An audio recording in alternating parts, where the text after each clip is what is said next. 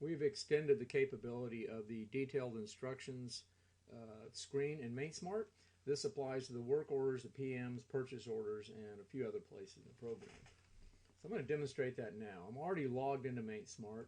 I'm going to go to the work order screen, select a work order, click on the details button, and when the details screen opens, I'll notice I have a few new items down here. If you've used MaintSmart before, this should be new. Okay, I'm going to get some text and copy and paste it in here. So I have a website that I opened, and I selected some text here along with some pictures and just a bunch of other stuff. Now keep in mind when you're doing this, you must obey all copyright laws.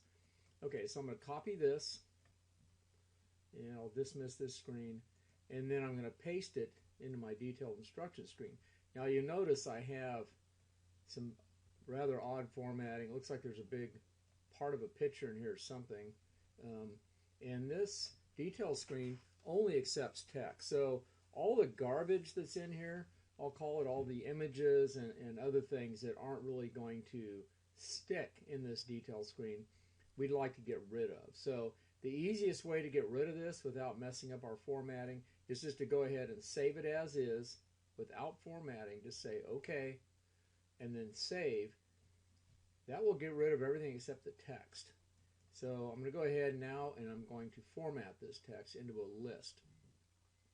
So I select the row again, click my details button, and you'll notice now it's kind of formatted. There's some stuff I'd like to get rid of. This is a web page, so there's some text in there from the HTML. I'll get rid of this text, the video of the day. I may need to format this a little more, bring this together. Don't really need that question mark there. Okay, so I've done a little bit of formatting. The other thing I'd like to do in this case is I'd like to break this up into a numbered list, but I'd like to do it based upon paragraph. In other words, I'll have it break on each paragraph. Now I could have it break on each sentence as well. Now what's going to happen if I just go ahead and pick break on paragraph, when it breaks, it's going to start numbering here because this is a paragraph break, this is a paragraph break, and this is. So I don't really want weekly and monthly to be separately numbered in my list. So what I'm going to do, I'm going to go ahead and I'm just going to delete that paragraph break and just put a hyphen in there. And this is just an example of how you could format it. So I'll continue with this. Okay. So now I have my 3 paragraphs that I want to use in my list. Now my line prefix, this is going to be placed after my number if I'm doing a numbered list, which I am in this case. And I'm going to go ahead and stick with what I have. I am going to double space and remove empty lines. You can kind of play around with this and see what it does. I'll click the format button, and when I do that, you'll notice it turned it into a numbered list. Now there are some other things we could do here as well if we want.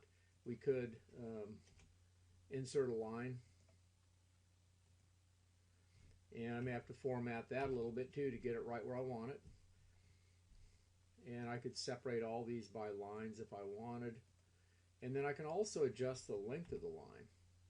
So that's another option. Okay, hopefully you get the idea. So the idea would probably be to extend the line all the way across the screen. Now I don't know what it's going to be. I'm just going to play around with this. I'll set it at say 110. And this is how many dashes. So it's just putting dash characters in here. So I'm going to say 110 and see what we end up with. Okay. All right. So with this, I'm going to go ahead and click OK. And then I'll click Save. And then let's see what we have on the actual work order. So I'll select the work order, right click, pick Print Preview, and when it comes up, let's see what we have here. And if it's not exactly what we want, we can go back and edit it. Yeah, that doesn't look too bad actually. Looks like our line is a little too long. It overran. So, but that does give you an example of what you might want. Now once you set your line length, it will hold and it will continue using that. So you don't have to set it every time. And this is going to vary based on your printer driver. So It could change between printers slightly. So basically, that's it. Hopefully this will save you some time setting up your detailed instructions. Thanks for watching.